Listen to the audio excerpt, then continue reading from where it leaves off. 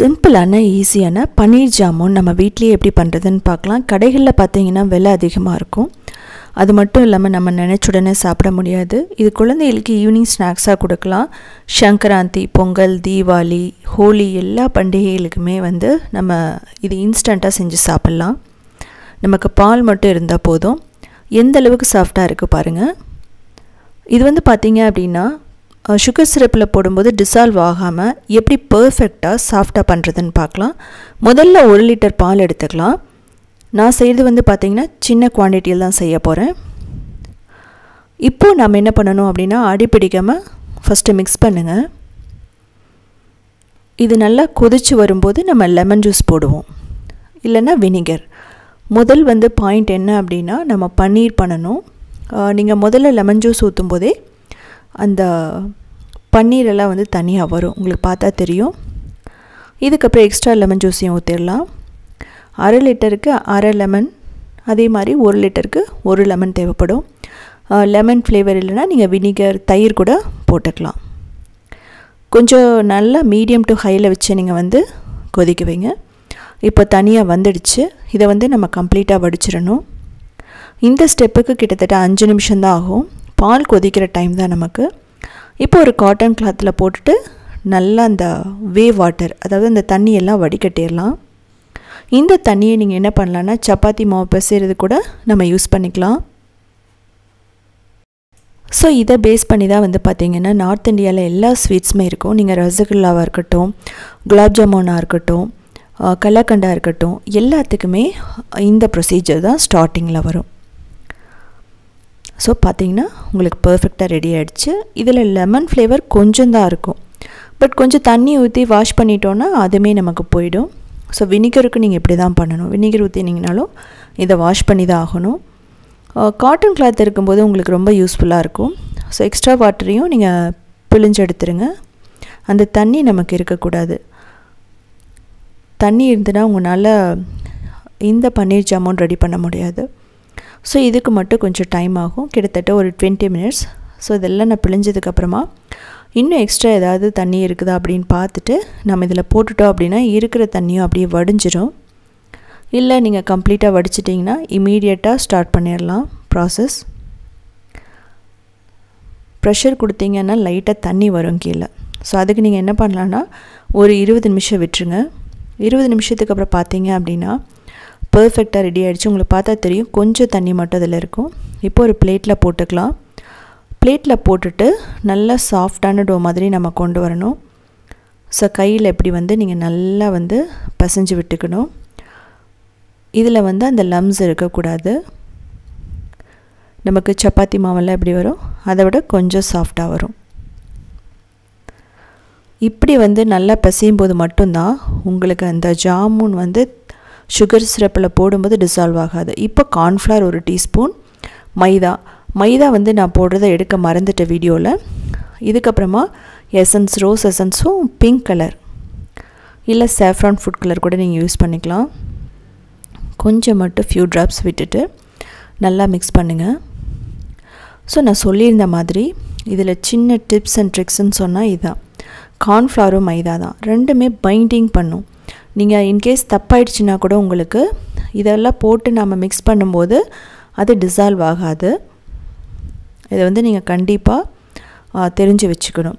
So உங்களுக்கு first time பண்ணும்போது நீங்கள் எல்லாமே ரெடி பண்ணிடுவீங்க. அதுக்கப்புறம் அந்த சுகர் சிரப்பில் போடும்போது உங்களுக்கு டிசால்வ் ஆகும். அப்போ உங்களுக்கு என்னாகும்னா அதுக்கப்புறம் செய்கிற உங்களுக்கு இன்ட்ரெஸ்டே போயிடும்.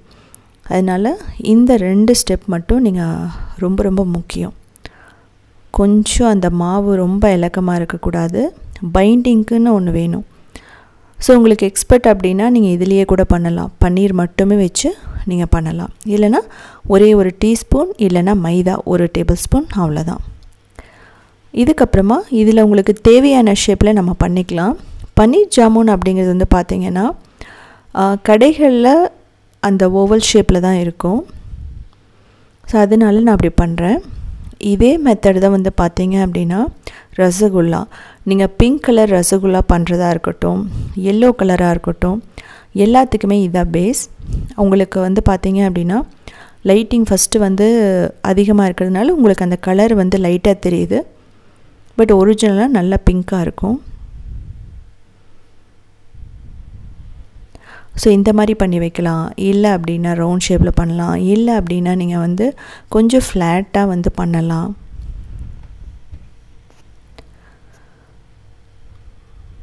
இதுலேயே நம்ம ரசமலாயும் பண்ணலாம். பிங்க் ரசமலாய் சொல்லலாம். அந்த மாதிரி கூட நீங்கள் பண்ணலாம். ஸோ இது சிம்பிள் தான்.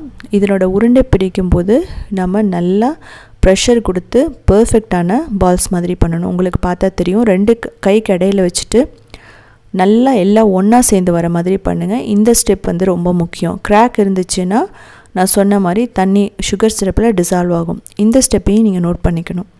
இதில் கிராக் ரொம்ப பெருசாக இருக்கக்கூடாது. உங்களுக்கு பார்த்தா தெரியும். இந்த மாதிரி உங்களுக்கு லூஸாக இருக்கக்கூடாது. ஸோ நமக்கு எல்லாம் ரெடி பண்ணிட்டோம். அவ்வளோதான் இதனோட ஸ்டெப். அப்படின்னா இதுக்கப்புறம் சுகர் சிரப் ரெடி பண்ணணும். 2 கப் தண்ணியும் 1 கப் சுகரும் போடுறேன். சுகர் நிறையா பிடிக்குன்னா நீங்கள் 1.5 கப் சுகர் கூட போட்டுக்கலாம். இதுக்கப்புறம் நான் 1 கப் சுகர் போடுறேன். கொஞ்சம் ஏலக்காய் பொடி வந்து உங்களுக்கு இது மாதிரி வேணான்னா ஏலக்காய் 2 தட்டி கூட போட்டுக்கலாம். ரோஸ் எசன்ஸ் கொஞ்சம் போட்டுக்கலாம். பிங்க் ஃபுட் கலர் கூட போட்டுக்கலாம். பட் நான் அதெல்லாம் போடாமல் சிம்பிளாக ஏலக்காய் பொடி மட்டும் போட்டிருக்கேன்.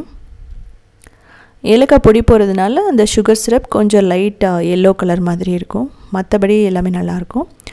கேர்ஃபுல்லாக போடணும். அதே சமயம் கொதிக்காமல் நீங்கள் போடக்கூடாது. ஓரளவுக்கு கொதி வந்ததுக்கப்புறம் நீங்கள் இதெல்லாம் போடணும். போட்டுட்டு இதை மூடி கிட்டத்தட்ட ஒரு 10 நிமிஷம் இதை வேக வைக்கணும். உங்களுக்கு பார்த்தா தெரியும். ஸோ இந்தளவுக்கு பர்ஃபெக்டாக ரெடி ஆகிட்ருக்குன்னு. இது வந்து பார்த்திங்க அப்படின்னா நல்லா கொதிக்கும்போது இன்னும் கொஞ்சம் பெருசாகும். ஸோ இந்த டைமில் எனக்கு பவர் போனதுனால நான் வந்து கேஸ் ஸ்டவ்க்கு மாற்றிட்டேன். ஸோ நல்லா கொதிச்சிட்ருக்கு. இப்போ 5 நிமிஷத்துக்கு அப்புறம் நான் எடுத்துட்றேன். உங்களுக்கு கலர் பார்த்தா தெரியும். நல்ல பிங்க் கலர் வந்திருக்கு நமக்கு.